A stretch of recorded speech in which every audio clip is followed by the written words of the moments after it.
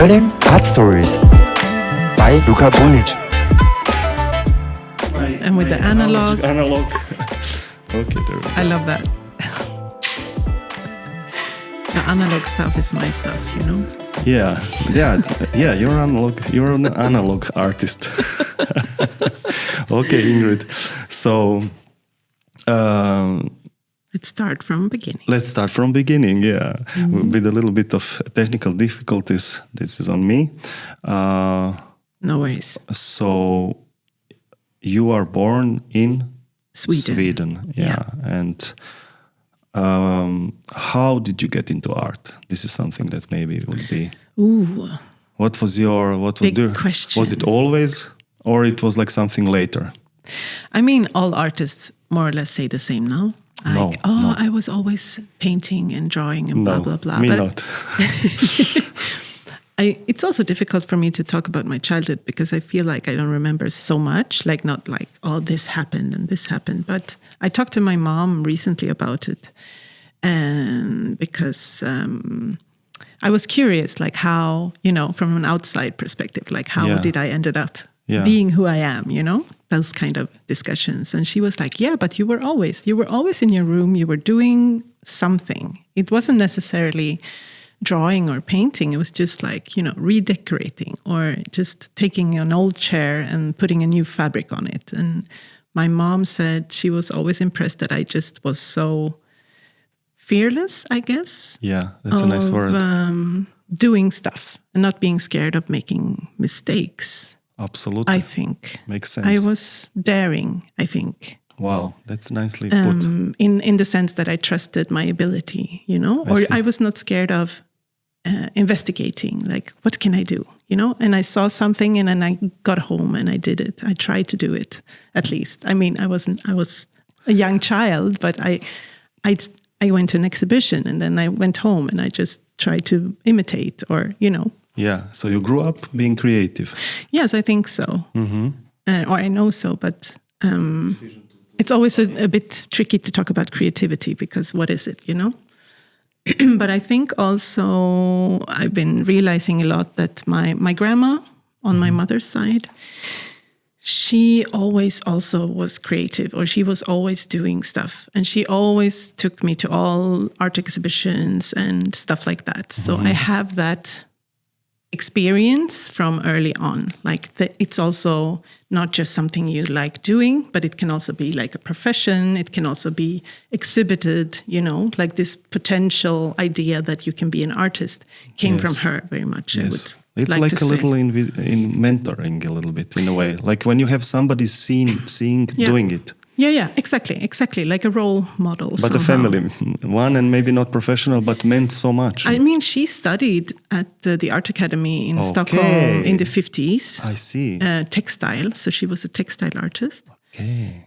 But she was never professionally doing it. She was a stay-at-home mom, more or less, or like working as a teacher in the school. But the woman was educated artist. But she had a studio that I remembered with like weavery things inside and like all of the coloring things, like watercolors and sketching pads. And, you know, she had everything there. Wow. So little Ingrid was growing up in the studio of the grandma in a way. She was more into textile, but she was fully creative person. She was doing it, yeah, for sure. Like every chance she got. And I remember my summer childhoods.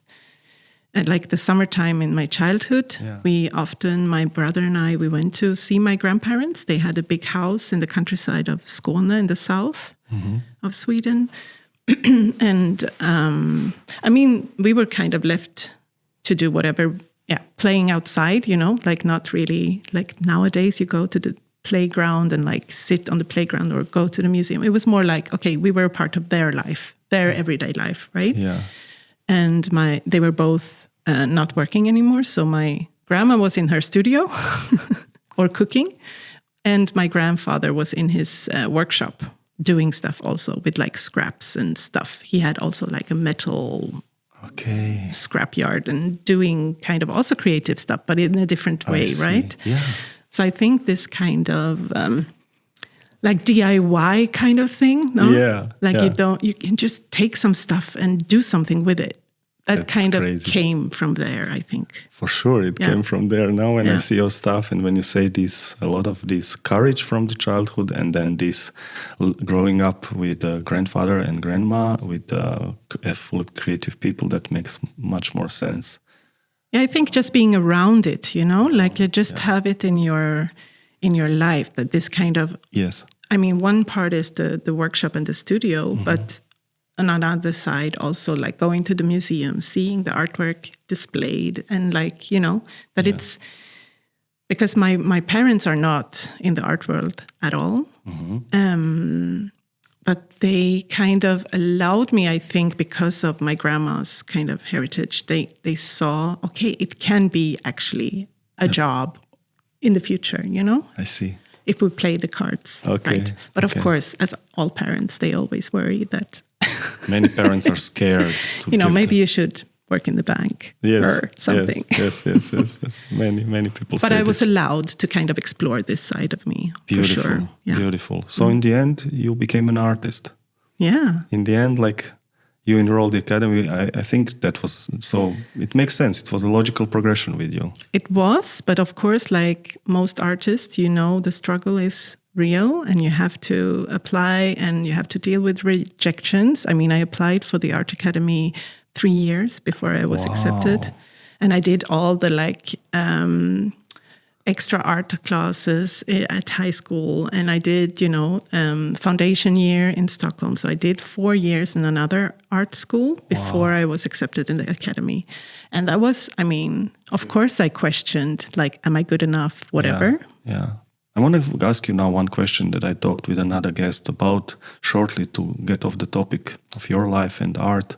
What do you think about that students have to apply, as you said, a few times? You've been already, I guess, very good at drawing then when they accepted you. You've been quite skilled already because you did so much workshops and so much tries and many probably exercises. What do you think about why shouldn't they accept somebody immediately and maybe test them later? Like in Belgium, they do this. Difficult question. Is that right? Is that wrong? What do you think about it? I mean, I know for sure that in Sweden, people usually go to these foundation year schools first before they apply, or they use those foundation years to make applications for the Art Academy.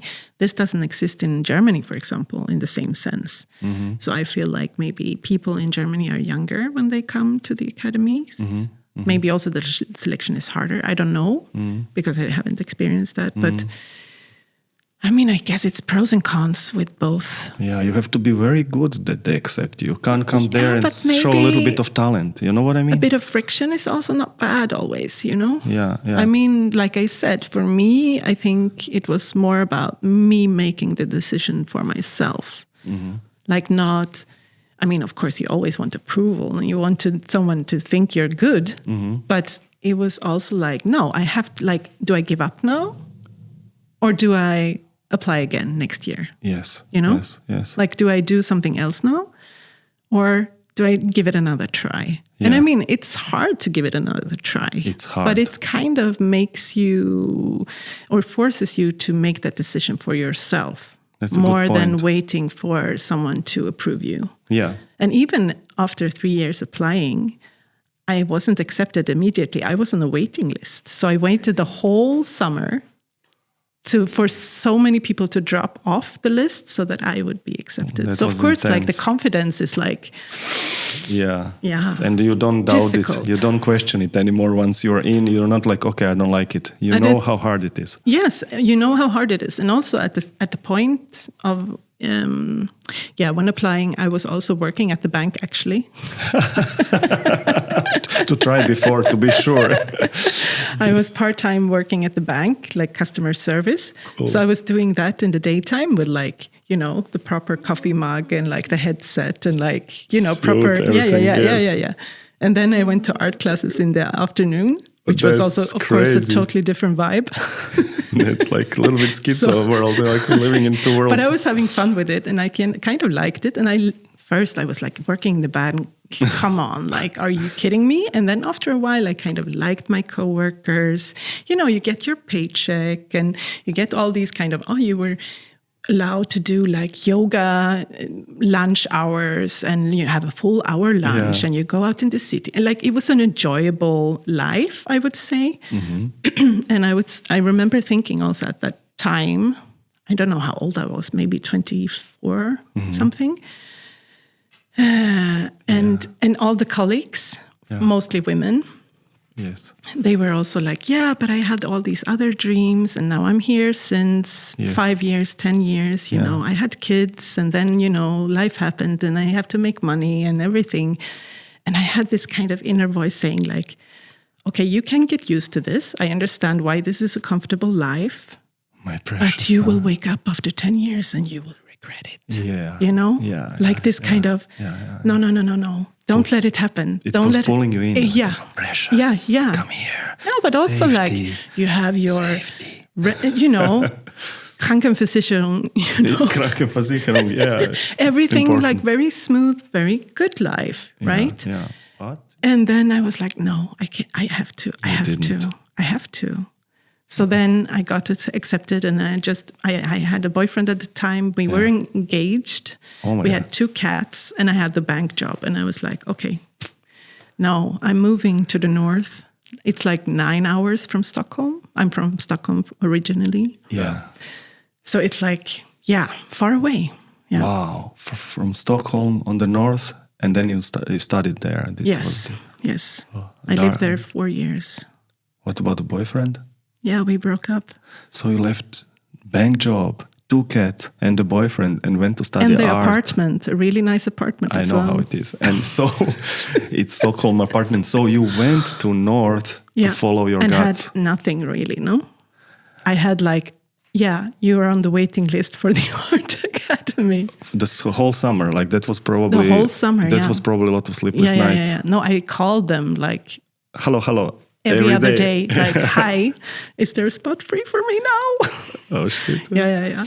Crazy. Yeah. And then lead me a little bit through the studies in short. How was studies? It's north, it's dark, no? It's very dark, It's darker than Berlin, if believe it or not. Yes, a lot darker. It's like in the winter, it's like 2 hours daylight or 3 hours daylight. Wow. Yeah. How long is that?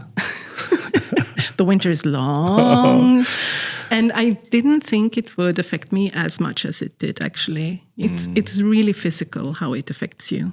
You kind of like your system is shutting down because it's dark, right? So everything you do is like slow. The energy goes down. Everybody goes in kind of a winter sleep kind of mode. Yeah. So we are Jamaica here compared to that. Kind of. There you go, Berliners, when you complain it's dark. Me first. Yes. Wow, It's nothing in good comparison. to hear. But I liked coming to, I must say, because of course I come from Stockholm, which is a big city in Sweden. I went to this really small city in the north, really far away from everything. So it also had its pros, I must say. You were kind of, because also the academy became like a second home then, because everybody or most of the people were far away from home, you know, so you create this kind of bubble life, a little bit like a living room studio situation. Cozy. A little bit too cozy sometimes, maybe. But in a nice way, I think. In a nice way. And I feel like that was an important step for me to be accepted not in Stockholm, but also in Umeå, so that I could get a break from Stockholm. I see. I had to redefine a little bit who I am, who I want to be, and A little bit. You left everything, Ingrid. You left everything and then went to redefine things. Yeah. Cool. So you mentioned me that you've been a little bit engaged into politics of the school and everything. So we don't have this in Croatia, like that students could be so much. You can be inside this like kind of politics of the school and the rules and what's going to happen. Just in shortly, you told me you liked it in the beginning, but then you gave up on it. Yeah, in the beginning, it was more about like creating a good situation for the art students because they were planning on building a new school for the art academy. So a whole complete new building. So I was involved in like being the student's voice in this kind of situation. For the architects, you know, they come and they want to make a beautiful building, but it was like, okay, but we need studio spaces that apply to these kind of needs. And we need I was kind of pushing for what the students want and need in that setting.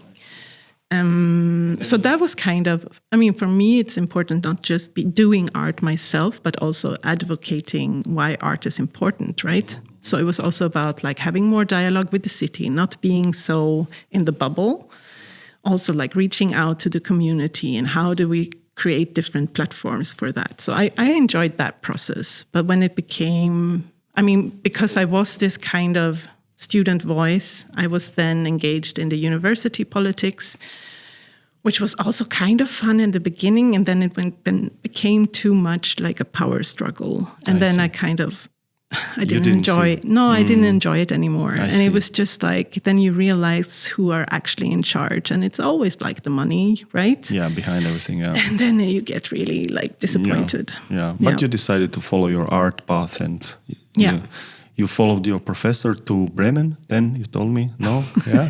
You did a little research with him and then... Yes, we did, because we were so remote. We were talking about, so what can we do in this region instead of just looking at New York or London or Stockholm for inspiration. We were what happens if we go the opposite? Okay. Go further north. To Russia or where? Russia, Norway, Finland. Okay. So this was kind of the idea also, not just going... Study trips. Doing study trips, but research more trips towards these countries that are around. Mm-hmm. Yeah, Sweden. Or remote areas, right? Mm-hmm. What's happening here? How do artists work in this environment? Mm-hmm. What kind of platforms are there for art? What kind of discussions are being held? Stuff like that. Yeah, so that was what we were doing. Yeah, you mentioned me there was a huge difference between Norway and Russia. They were Yeah, it was a 3-part research project, and the third part was a trip to Norway and Russia, the border situation. So we were in Kirkenes in Norway, which is very close to the border to Russia, which is closed now. Thinking about back then, we could just travel over, or not just, but still. Yeah. Different situation today, no? And then we were going over the border into Russia, into a mining city called Nickel, which is the opposite of the Norwegian side. Thinking about Norway, it's really, it's a rich country, a lot of tourists come for the landscape, the fascinating fjords and everything, Yeah. So they have these cruise ships coming into Kirkenes. It's the last stop from the Hurtigruten, it's called. And a lot of souvenir shops and very friendly and nice, no? And then you go 2 hours over the border and you end up in Nickel, which is a mining city, a Russian mining city where the snow is black, there's no trees, they're all dead. Wow. And there's an open flame that you can see from the mine in the center. Like a Mordor, no? Like Mordor. It was a shock for everybody who was on that trip, I think, just seeing how different also life can be, right? Yeah. And I think the expected lifespan is the men die before they're 45 or something. My God, this is crazy. And it was just, a shock. You mentioned, and then we were going around there trying to find the restaurants because we were all hungry. We didn't have any food. And there was no restaurants. It was just vodka bars everywhere with 200 vodka labels that you can choose from. It was just, the cliche of a Russian situation, no? Wow. No food, just mayonnaise and bread. Mayonnaise and bread to make the layer for drinking further. And we ended up of course, we didn't eat, so we were we're doing shots with vodka, being a little bit drunk for sure. All the time. And my professor came to me and he was like, you should apply to a school in Germany. You should apply to Bremen. I'm going there, but don't tell anyone. And I was like, okay. He opened his heart. He liked you. But he also knew that I was debating, should I study my master's in Umeå? Should I go somewhere else? I was a little bit lost at the moment. I didn't know. I also had another boyfriend. Okay. Who had kids in Umeå. So he was not movable from Umeå. And I just felt a little bit stuck, I think. Also dealing with this political situation, I felt like I didn't have time to do my own art. And I guess after I can now see that I was probably kind of depressed, not like clinically, but still like struggling. Altogether. Whether I was not happy for sure. And I think it had a lot to do with that I was doing all the other stuff except doing my own art. I see. So for him to push me a little bit in that direction, like now apply and see how it works out. So that's how I ended up in Germany. I then got to Bremen, Art Academy there. At his class.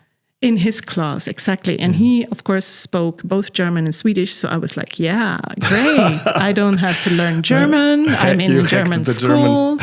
Perfect. No, but it's also a lot of work, right? Yes. And of course, for a master's degree, 2 years, and then you have to learn a language. That's not. So I thought it was a perfect solution because he knew my work from before. So I didn't have to start from zero. And of course, the language barrier. I thought it was nice to be able to speak my own language when talking about my work. Yeah, that's good. But of course, I had to learn German in the end as well. In the end. Yeah. Okay. Struggle is real. The struggle is real, yeah. Some people take it sooner, some later, some never. But I think it's good. When we met, you've been speaking and it helped you a lot. I mean, I ended up in Bremen, not in Berlin. Yes, true. In Bremen. Yes. Oh, wow, true. No one speaks English. You can forget about it. Even if they know they don't want to. Yeah. No. Sure. No, so it was like a cold shower. You have to just like... Dip in. Yeah. Okay, so... and then you finished the master's in Bremen. What was the subject? It was like sculpture, no? Yeah, so I didn't do sculpture at the time at all. I was like... when I was younger, I painted, made drawings, and I did different stuff. But in the Art Academy in Umeå, I mostly did painting. I don't know what I did, actually. I did a little bit video, a little bit installation, and trying different stuff, not really knowing what I was going to do. So I think also that was part of like feeling a bit lost, like not trusting myself enough. You were young, yeah. Exactly. That's interesting, yeah. So media came later. I thought you've been like, okay, so you haven't been sure about the sculpture. But I was doing kind of installational work. So I was thinking space for sure, I think. And my bachelor show was also a video installation, but also like building in the room with a dark room. But I was like, I was building a setting more than showing a film. 2D or film, yeah. I see. But Ingo Vetter is a sculpture artist and also a sculpture professor. So I ended up in his class, Yeah, for sure, yeah. And I was like, but I don't do sculpture. What am I doing here? But, and also the 2 years, I think we did a lot of group shows where all the class was included and we were doing like crazy kind of experimental things. And I knew for sure for my grad show that I wanted to do a big ass installation, sculpture work. Yeah. I was set on that. Like, let's go out with a bang. Like, let's do something crazy. So my final show in Bremen, because also the studio was big. So I was like, I have the opportunity to use the whole space, which I don't know when that will happen next, So let's do something crazy. Okay, so you launched yourself immediately with the huge works. Yeah, I wanted to. And I didn't know really what I was going to do. So that's actually was an important, I guess, moment for me in my artistic journey, I would say, because I wanted to do something with earth, I thought, but I wasn't sure how. And then Ingo came to me and said, but Bremen is like peatland. What is that? So the whole peat. This is the material that you use now. Yes. So the whole area around Bremen is very flat. So it's wetlands basically. And the whole city is there's like small canals that was used for like narrow boats to transport the peat that was digging out in the wetlands and then traveling into the city. They used it for heating. So then I was starting to go out in the countryside, talking to different farmers, learning about the cultural history of peat farming, because it's also now a very strong environmental subject. Of course, the wetlands should be kept and not destroyed, not dug out. Yes. Or, you know, a lot of wetlands also have been dried out just to make more farmland, no? Yeah, I see. And so now it's we're disappearing. Yes, exactly. And I felt like, I have this material and it unfolds all these kind of interesting questions, topics, references, like the cultural landscape, the landscape changing, the working history of people in the area, and also the I don't know, the materialistic thing, what it is actually, because when you dig it out, you dig maybe 6 meters down, so the top layer is really like fragile, and the further down you go, the more dense it gets. Like it's like really hard wood almost. Wow. Okay. And there you can see, because it's wetland, so it's preserves the materials in it. So you can actually see like branches of wood or almost like leaves and straw. But it's like ancient. It's like thousands of years old, right? So it's like dinosaur. Fossil thing. Yeah. And I felt like an archaeologist, and I was like totally into it. Like, okay, this is something. This is it. This is what I want to work with. So that means so much, just to shortly stop before, in the career of an artist, that you finally figure out your medium, not media, but medium in a way. And I felt like the stories came to me. I didn't have to put my stories on top because it was already there. I was just digging it up, right? Crazy. And then I did this room installation with it. I did it was a whole thing also. I got this farmer, he said, you can take as much material as you like, but you have to transport it yourself. So I had to do the organization, like get a tractor, get a container to, get people to carry the peat with me because it's kind of heavy. It's a lot of labor, Yeah. So it was also like this, labor and also like the kind of, how do you say, like almost pretend, like to understand how generations of people have been working. I was doing it again, like digging and like carrying and like understanding the kind of labor and what it does with your body and the smell and everything, like all the mess you're creating. Super organic mess, yeah. But it's super interesting to me to be there and do that. How did you make all these people to work? I always sometimes think how did you... Well, I have a lot of friends, luckily. Yeah, you have a lot of friends. You came from the... I made food for everyone and like coffee. Sandwiches. And they believed in you. I think once, in general, for days out, artists are there, they are working with that needs more help. It's beautiful how, if you believe in your vision, if you are totally like into it, people just join in. Yeah, I believe that's what maybe, happened. Maybe. I mean, I'm super grateful that I had so many who were able to help me. And so you made this first with a bang, you said, huh? This was my grad show, basically. Yeah. So this was my last work at the academy. And the thing is, also when it was on show, also stuff happens. It kind of. And you enter the room and you have the smell. It was indoors, right? So you take material from outdoors to indoor and stuff. It went so moist in that room, and there was just so many things happening with you as a visitor, but also like in the room itself. It created some kind of atmosphere, right? I can imagine, all this nature comes indoor. And also I noticed that I had like a Bremen audience. So I listened to some visitors who were like, there was a grandpa with his grandchild. And he was like, oh, this is peat. This is what grandpa used to work with. The narrative and the stories that came out from the visitors because they were familiar with the material, that kind of struck me as something very important as well. I'm not telling them what to feel and what to think about it. They're already doing it. They're also telling others about it. So it was kind of resonating further than just a personal like a generational story. Experience. You continued something that they've been for generations there. You just kind of like put it out. People were probably totally resonating with. Yes, and I really enjoyed that moment, and I was beautiful. also kind of, okay, so this is something I can work with. It's beautiful. Yeah. I wanted to ask you what happened after that, but now I feel it's the time that we dig in how it looks actually. So I have printed some of your works. You've did so many stuff. I don't know where to start. Like, so fast forward, you developed the technique, yeah? So it's not just the peat, you used also other materials. Yes. So this was my first, where I understood that materials can trigger so many things. They can start telling stories about, our cultural history, our ways of working, our vision of nature, how we interact in the landscape. Yes.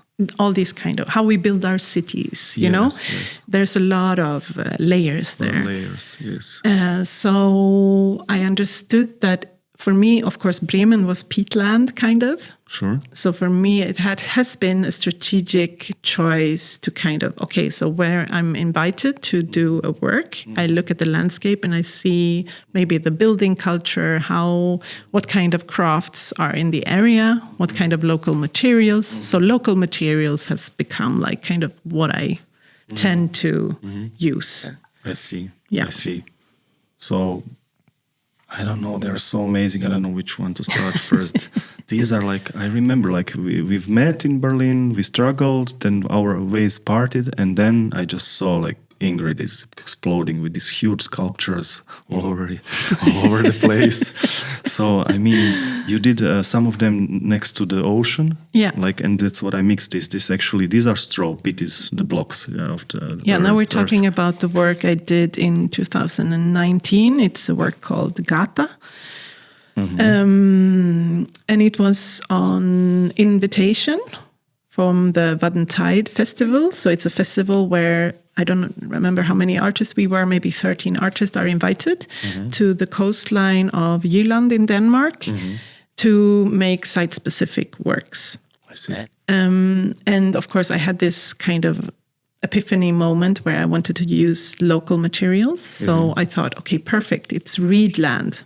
Reed is what you make, rooftops. Rooftops, yes. Reed. Mostly in Holland, Denmark, but also the south of Sweden.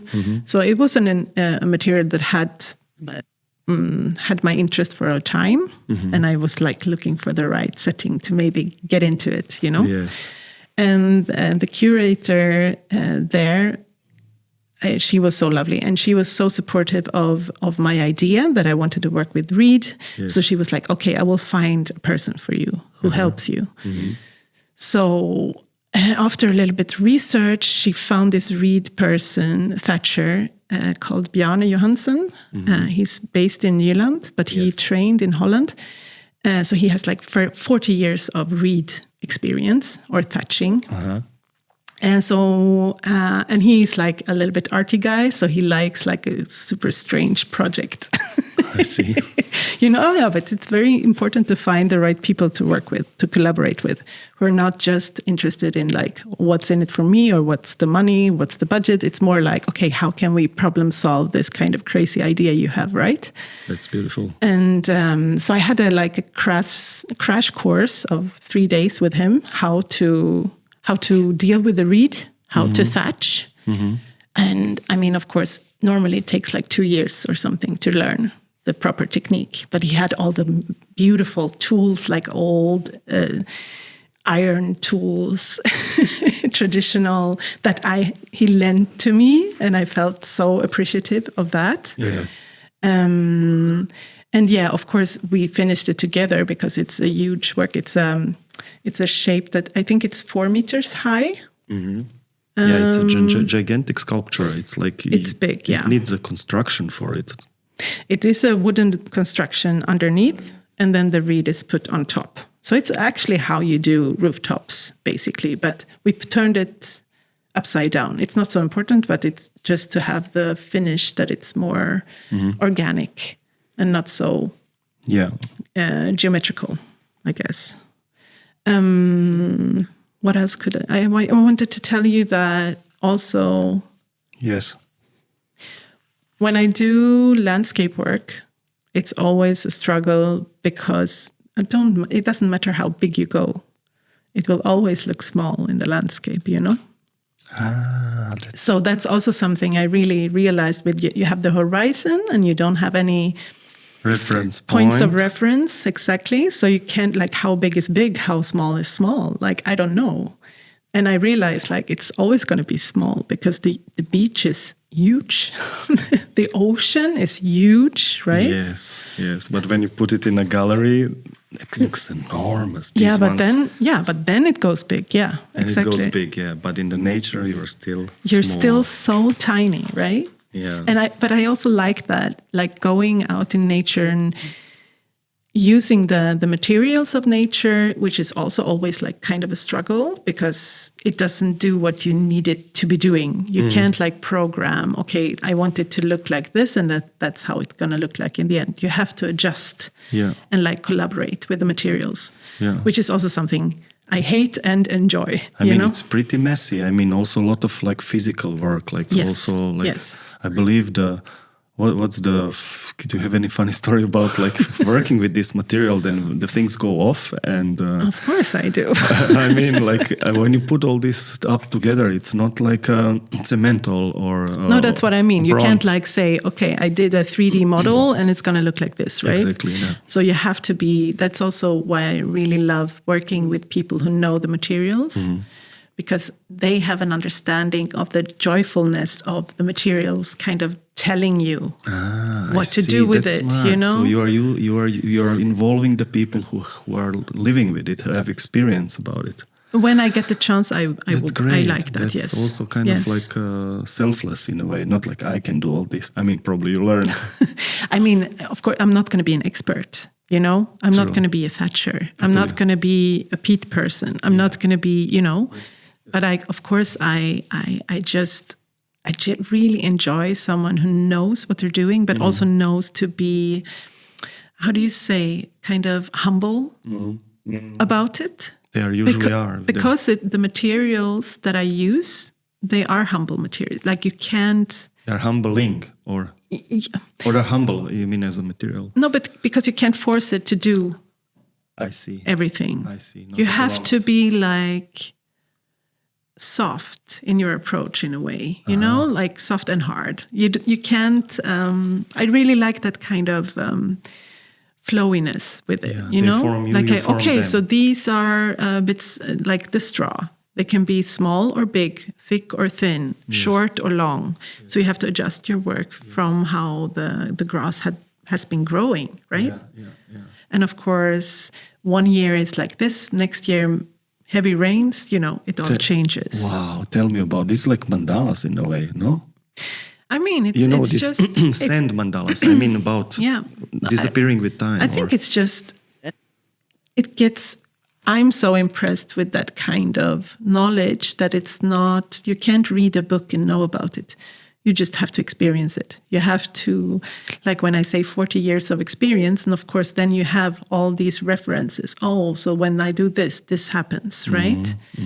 And how long are you doing already in these materials? Like it's been... I did 2 works with it, so not so long. Not just long. this in general. I'm talking with so it's like since academy. So I'm just trying to get the numbers. Since academy, so maybe 10 years. 10 years. So that's also a lot of different experiences. I mean, you created all over Europe. Have you ever had like something that didn't go exactly as you liked, as you said, as we talked?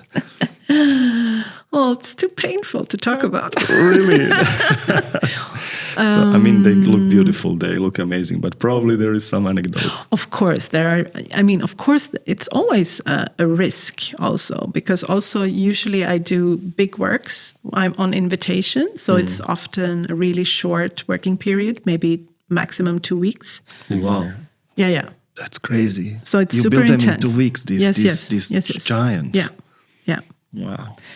Of course, planning beforehand, but still, like, it's very intense and, like, you need every day. And then the weather is bad one day and, you know, or it's too dry one day and all the grass kind of goes bad or whatever. I mean, everything can happen.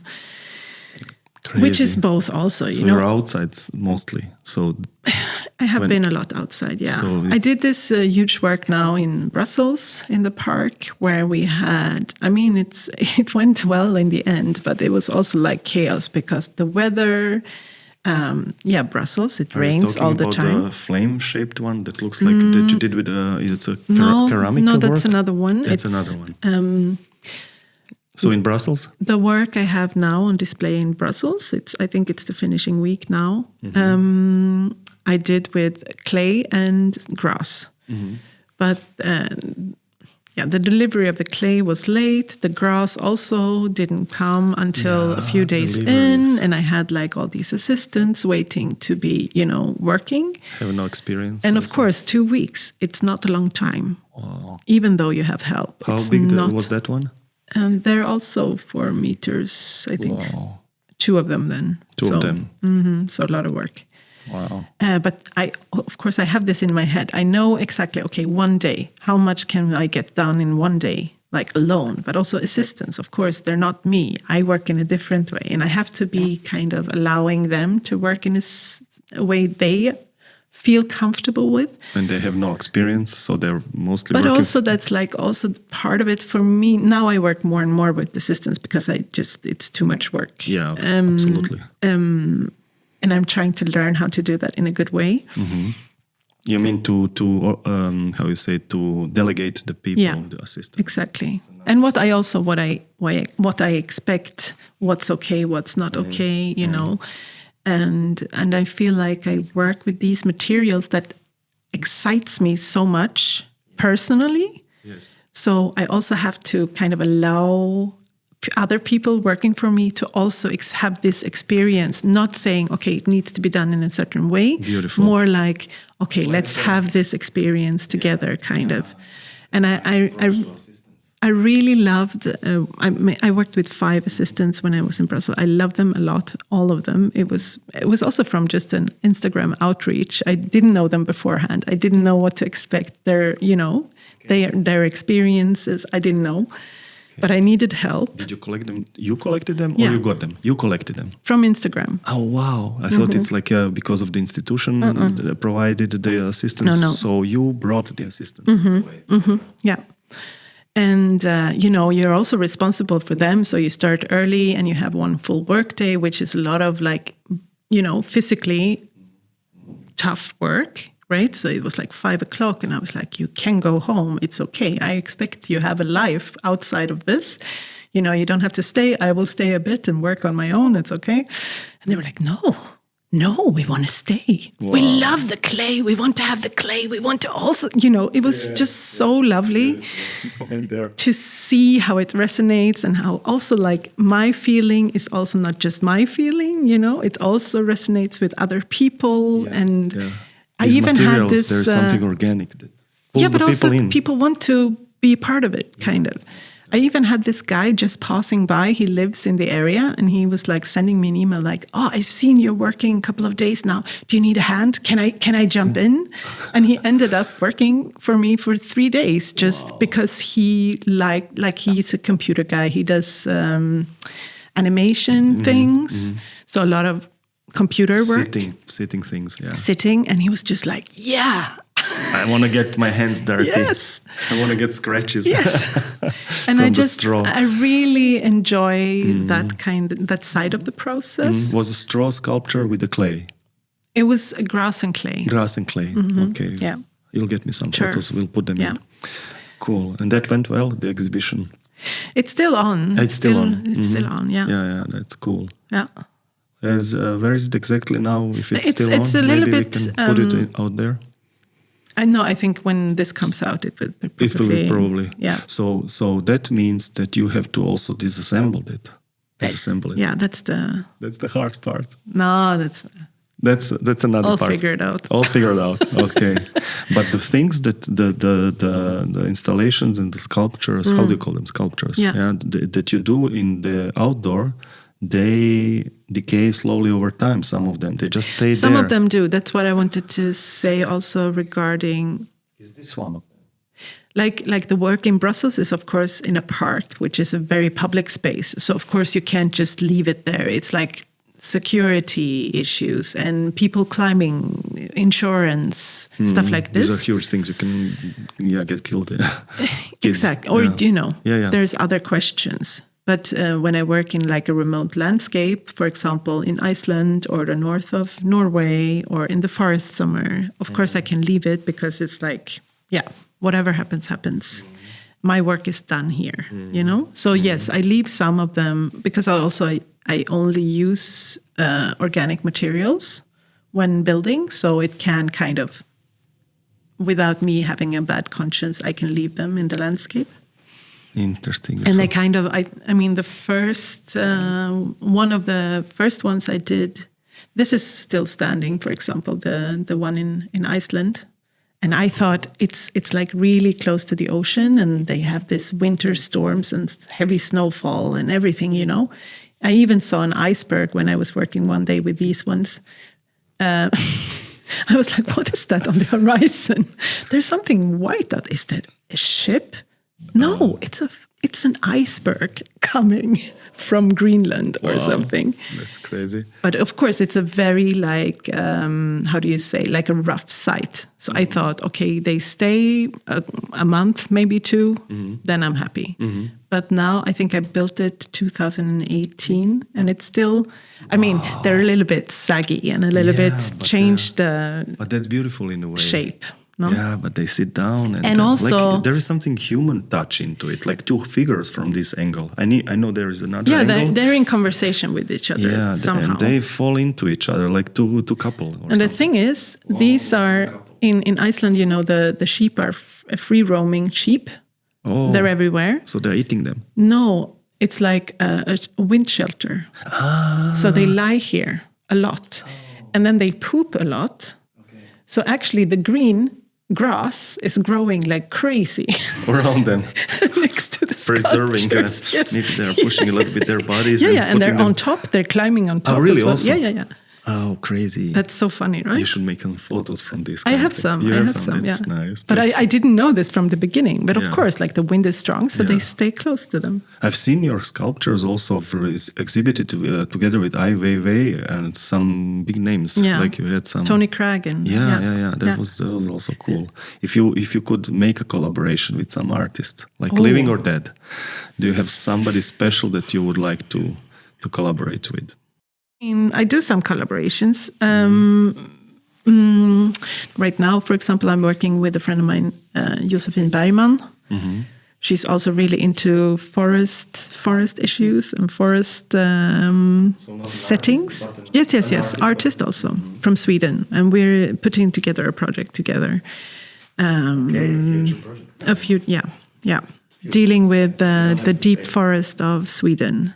So I'm really into right now, because also, of course, I have my materials that I really enjoy working with, but I'm always looking for new materials. So like, how can I find, so now I have tear, the paint that comes from the trees, the black, really black smelly stuff. Yes,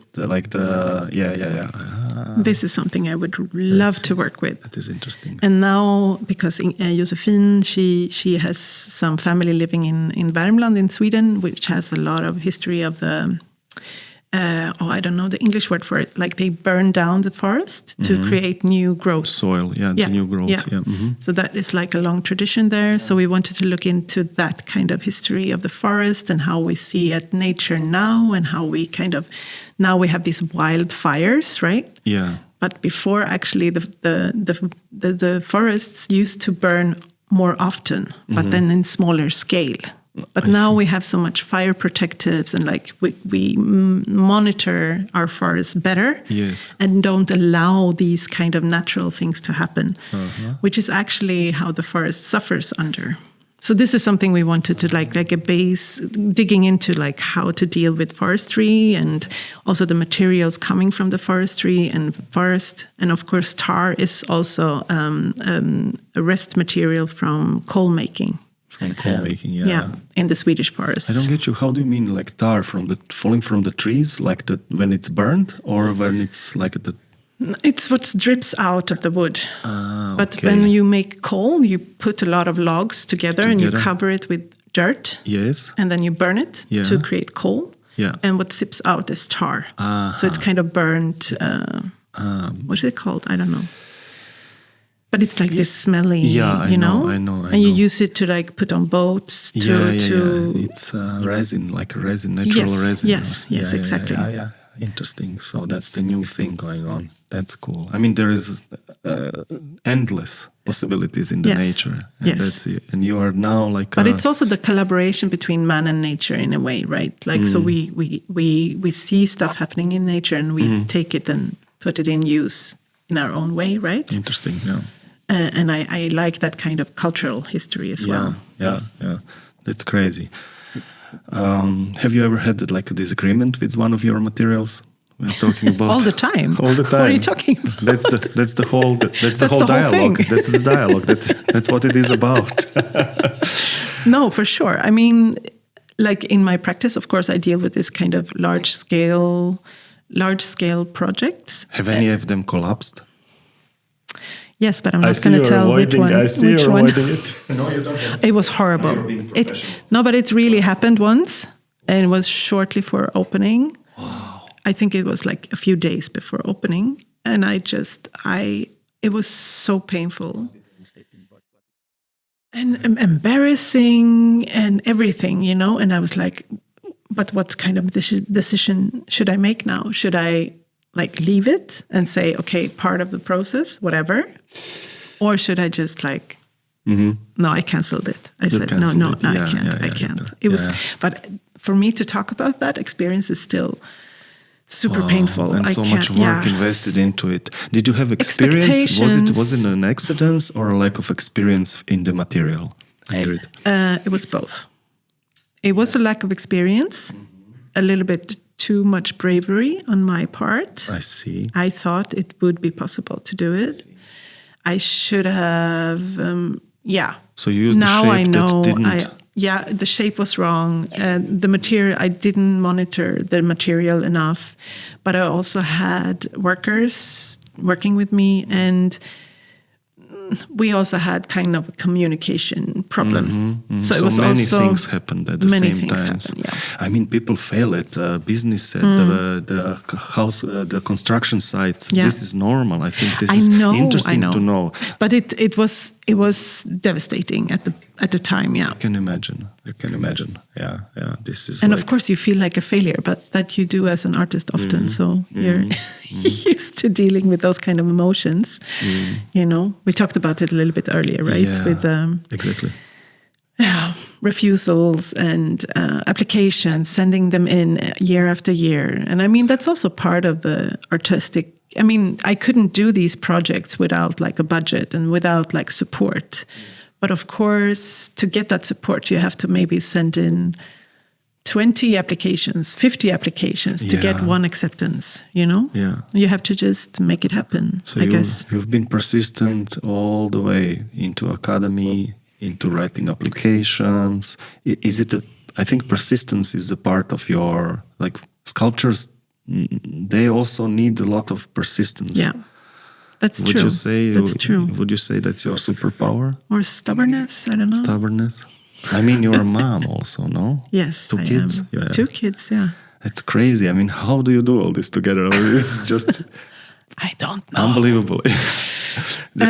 Tell me. So, I don't know. I was a little bit like a secret admirer from the internet, watching what's happening on, because our past partied in Berlin. So we've been struggling for a while and meeting, and it was great to meet you. And then you kind of shifted in the 6th gear, and then you also got kids. But I've seen you've been parallel doing these huge, with kids, gigantic works with kids.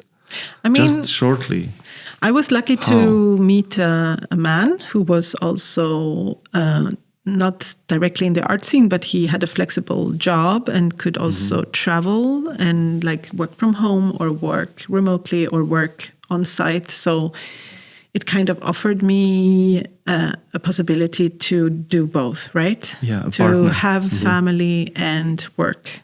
So most of my projects, actually, I brought the kids with me. Okay. When they were smaller. So they've been with you. So I kind of combined work and holiday in a way. Okay, you know, holiday. yeah, holiday. Okay. Yeah, but also like seeing different, you know, like I was working in the north of Norway, and of course that's an exciting place to be in. But of course, for family life, it's hard also because I was always working, but not making so much money. I was just like being stubborn and doing my thing. And at some point, you know, the kids start school, they start daycare, and you have to do all those kind of things as well. But for them, it was probably an adventure to be around the mom sculpture, Yeah. doing these humongous works. I mean, I like to think that my kids also have a good sense of what's good art after traveling a lot and seeing a lot. But they take them to exhibitions and so on. and not so much now, because I feel like it's more fun for me than for them. I see, they've seen enough art. Yeah, it's, you know, in a social setting, they're not allowed to touch, they're not allowed to run, they're not allowed, you know what I mean? So it's I sometimes I do it with them, but more maybe museums than gallery spaces. But I also feel like it's more important to do stuff with them than to like go to art shows. So I try and like my son, for example, he loves coming to my studio and like play with clay, or, you know, he's so into it. He really Smaller one. enjoys The bigger or doing smaller? no, the bigger one. The bigger one. Yeah, the older one. And he loves He's it. very three-dimensional. Wow. He really loves. He can do amazing stuff. Wow. I'm super impressed with him. But I hope that I give my kids that, like the trust in their abilities, just whatever that is. But I'm also a bit scared that they will become artists as That's well. what I wanted to ask. And put them in a bank school. Yeah, I should. I should. What No. about the sales, like a perseverance of like being an artist and not always being able to like you getting money from commissions maybe, Yeah. but also not being able to always, especially with your materials it's not bronze that somebody who's No, rich it's will put it in a garden. large in a- budgets, for sure. So you Yeah. have to work double. There is an office part that. Yeah, it's a lot of logistics and a lot of, yeah. Yeah. Did you thought about making smaller sizes to be able, because since you built already a name, I think it's, I would love to see Well, also some smaller works To from you. be totally honest, I really enjoy the process of doing big scale projects and like seeing them come together and like the impact they can have. But last year I had like several larger projects parallel, and I feel a little bit not burned out, but still, I mean, it's a lot of, like you say, a lot of emailing and team meetings and, you know, and not enough studio work, basically. So I really miss going to the studio and just play around and like not expect, like without a deadline, basically. I see. I'm also doing 2 commissioned works now, which is also like you have to all the meetings with the architects, with the builders, with the what about insurance? What about what kind of screws or what kind, you know, there's so many questions they need to have the answers for, Yeah. which can be, I mean, exciting, but also a bit much. Just it's not my element, really. It's a lot of planning. Yeah. It's a lot of It would be planning. great if you would have like somebody who does the office part, Sure. the planning, I mean, now I'm doing all myself. doing all by yourself. Yeah, I have no one. I really. wish for you really a team of people. Yeah. I mean, of course, I'm thinking about that. Yeah. Who that person could be, what they could do for me. Speed it up. Yeah, sure. I could take on more work. Now I'm kind of reaching my limit also with the kids and everything. But yeah, I think I mean, for me, of course, you always have these questions. Am I making the right decisions? Do I have enough money at the end of the month? Now I felt like for a couple of weeks back, because I recently separated. So I'm now single mom with 2 kids. I have a new apartment where we are sharing custody. So that's also good.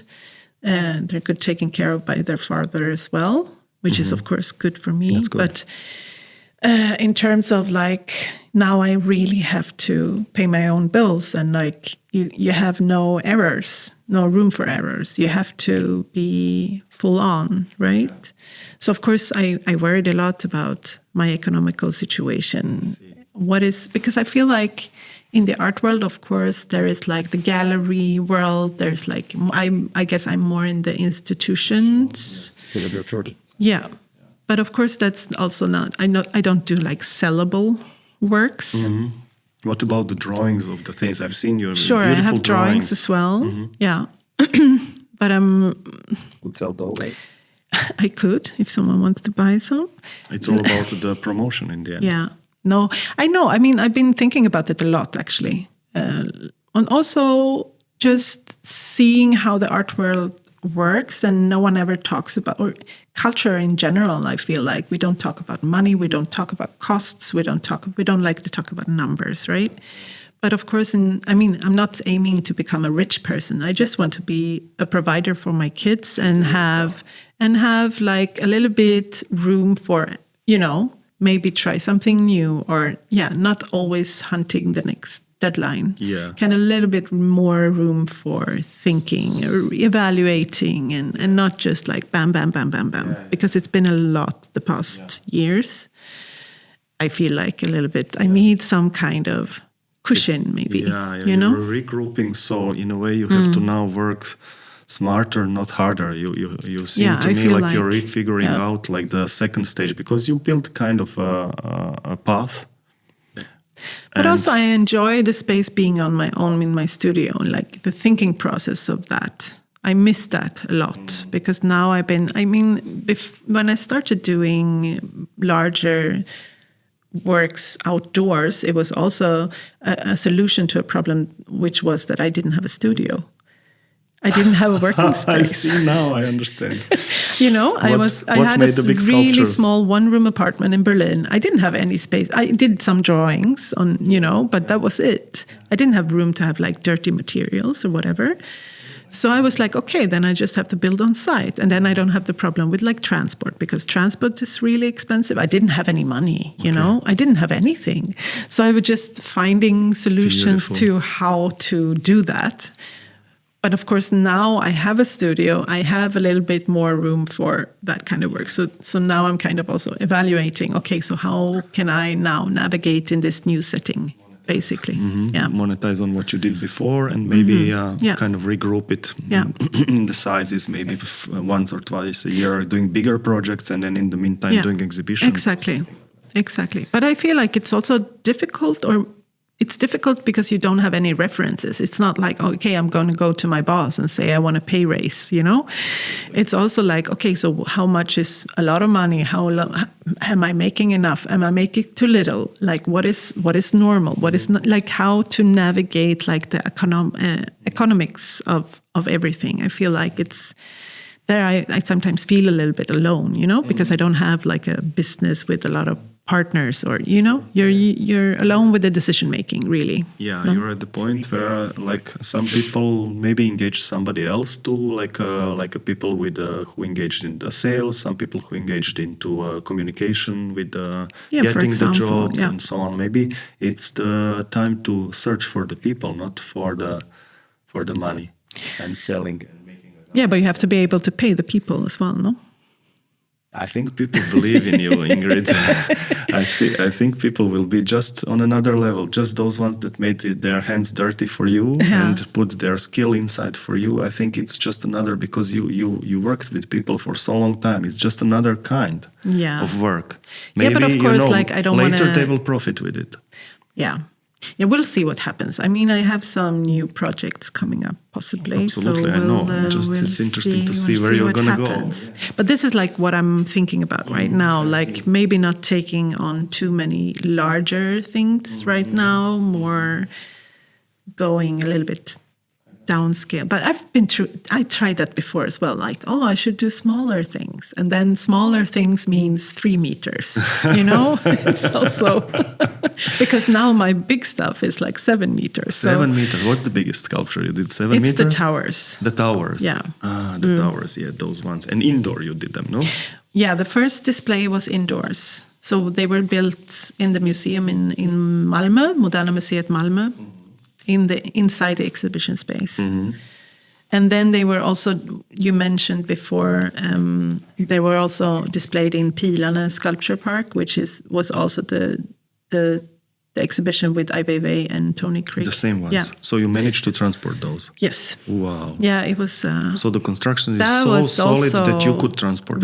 Risky business. Wow, I can imagine, because it's Yeah. not like a bronze sculpture. No. That you managed to without damaging them too much, or? Yeah, they were repaired after. Of course, I mean, Yeah. it's organic stone. Yeah, It's a material. which is also part of why I'm using these materials, because I also kind of like that they're repairable. They're not like, because people say, oh, what happens with them, and oh, how long even do they last? Are you sorry when they're gone? No, I'm always no. How do you see this process of the? I mean, they're like us, they decay in a way. They shine and then they slowly decay. Is it sad, or is it what kind of, like, they have their life, they have their, like, it's not puberty, sad. they have their teenage, and then they have the best age. They marry, they shine, and then they grow I old. feel mostly actually, because the building process is very intense and very, like, I'm in dialogue with them like day and night, basically. And then when they're finished, there is this kind of moment where they're like, okay, they're not mine anymore.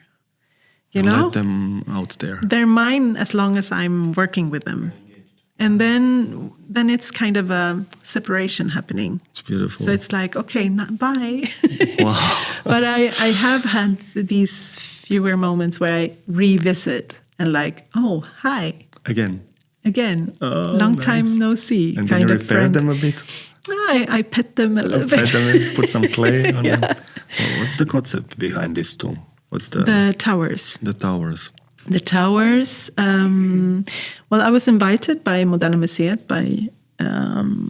for this exhibition called Twilight to do a new site-specific work. In Stockholm? Mm-hmm. No, in Malmö, in the Moderna south. Museum. Okay. Yeah, Mhm. there's two. Yes. One in the south and one in Stockholm.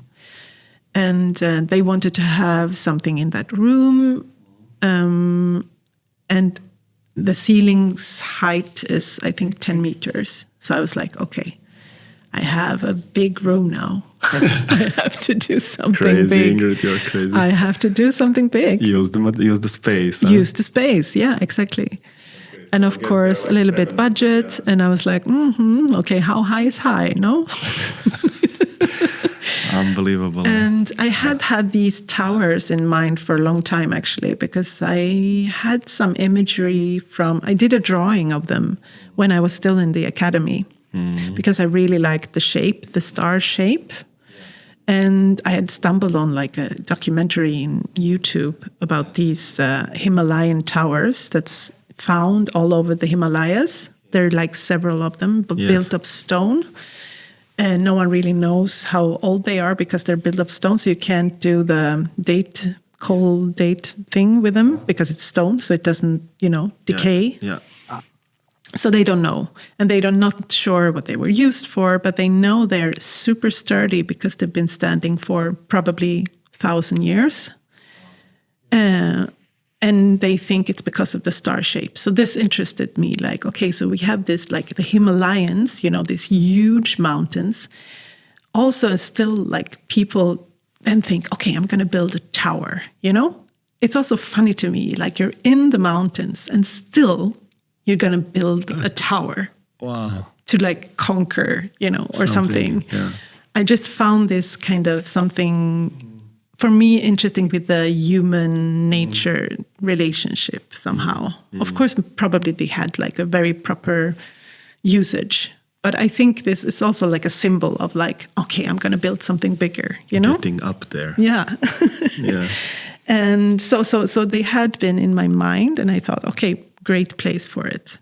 Let's build them here. Let's bring in Bjarne again, the Thatcher I'd been working with before. And he was like, yes, let's do it. So you've been collaborating before and more times. Yes.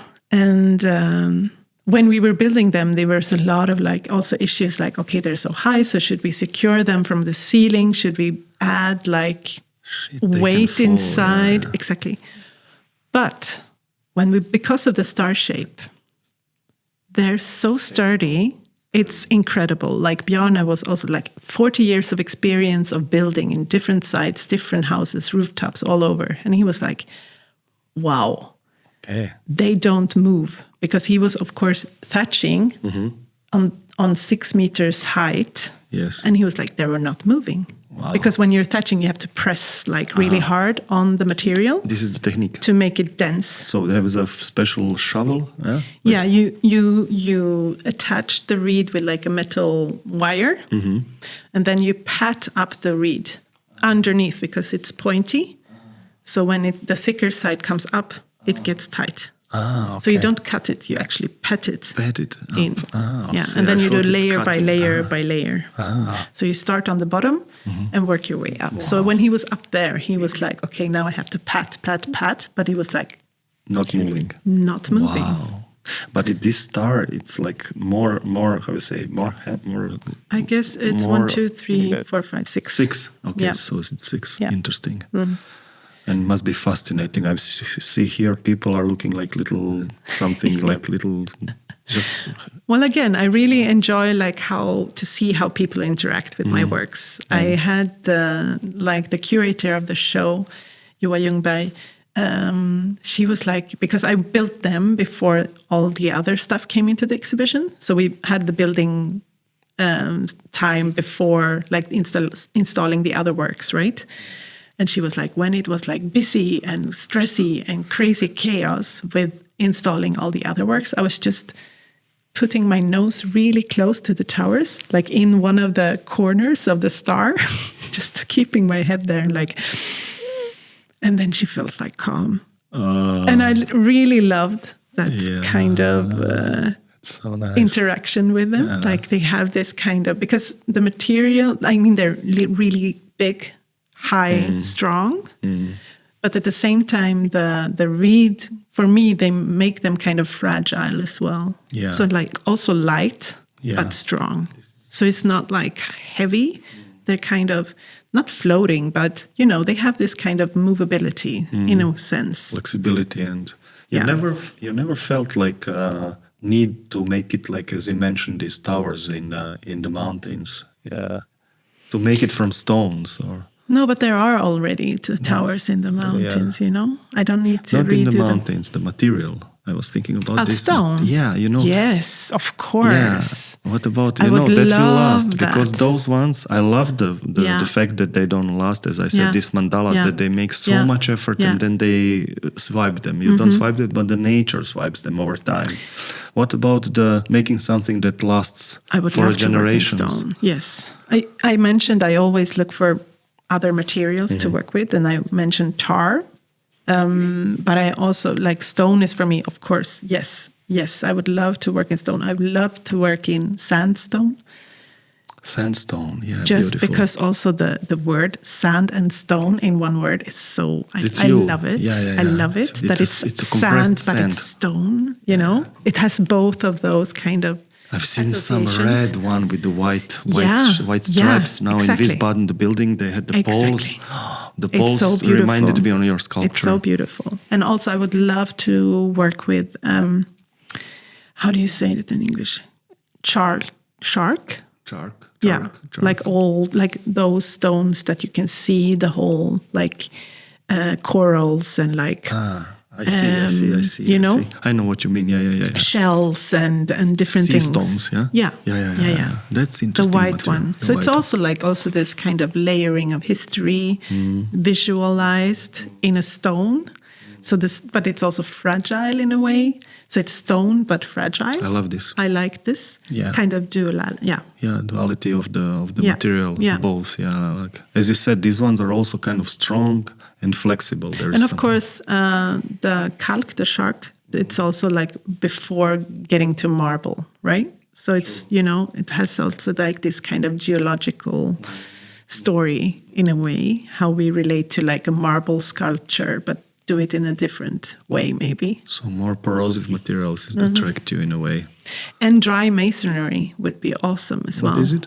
Like if you build with stones, Yes. but without...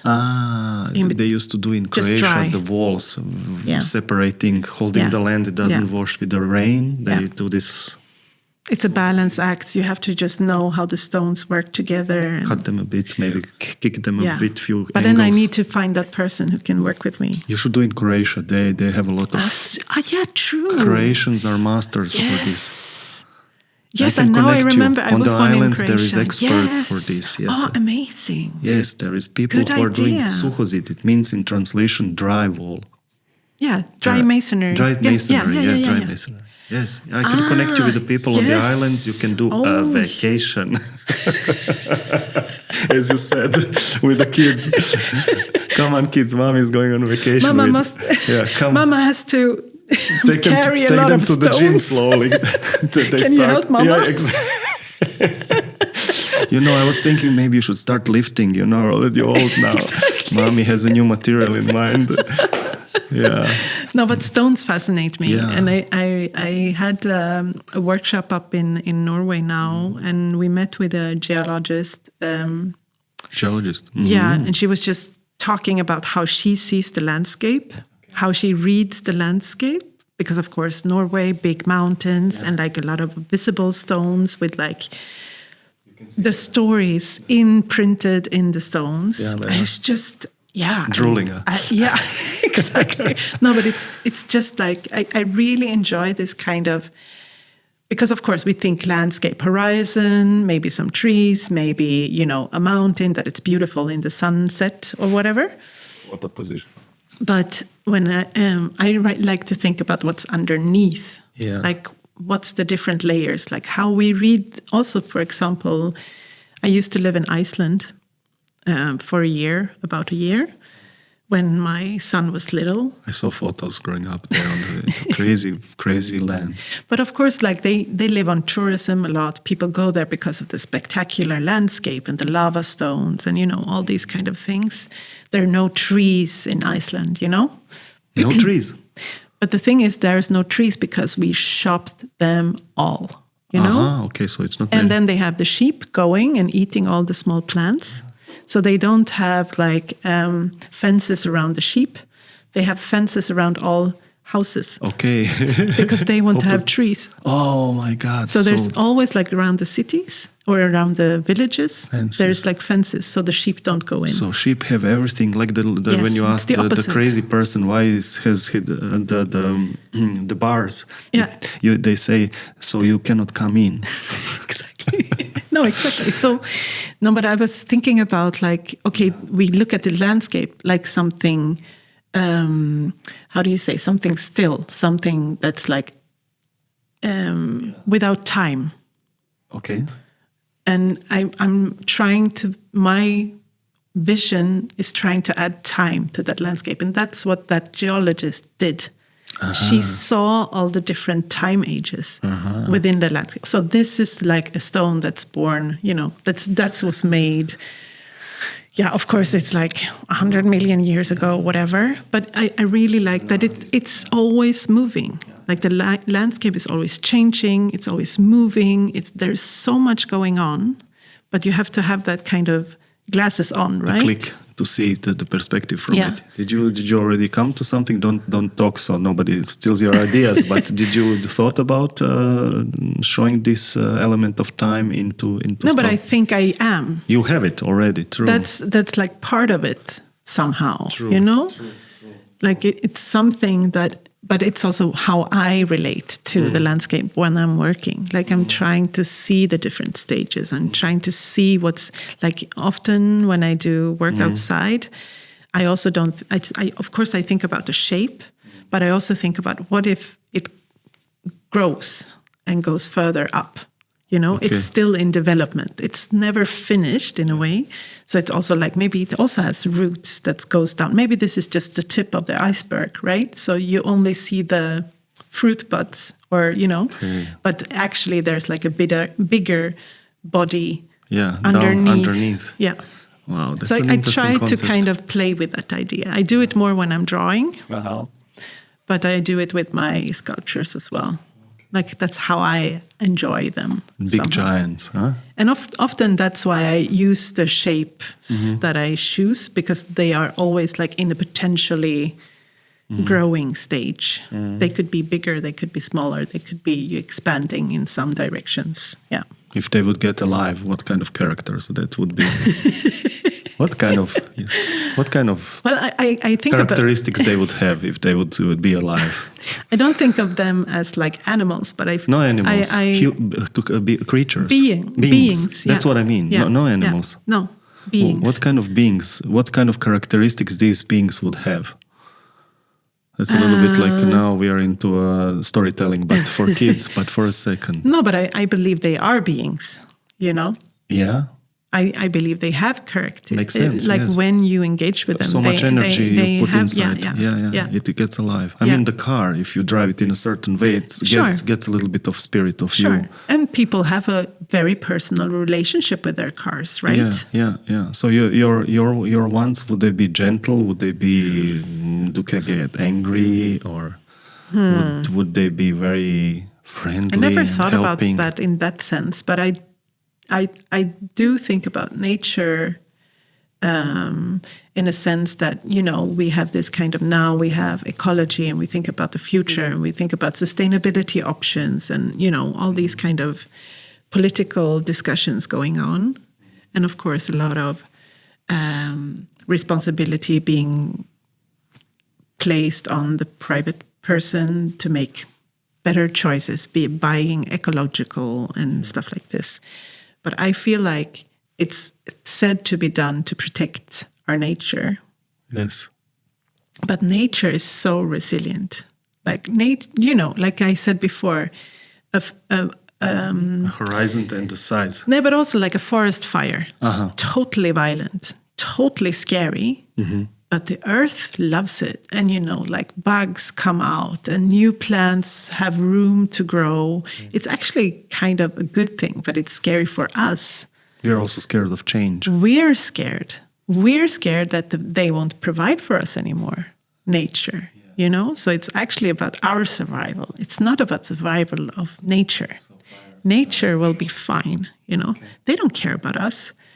Yeah. You know? And they grow so fast overnight. Yes. You've been there, seeing it. You know what I mean? Yeah. So it's also like the notion that nature is like fragile and something we need to take care of. It's always used in that kind of language, right? We have to be respectful and careful with nature. Nature is violent and like vicious and like strong and, you know, have no empathy.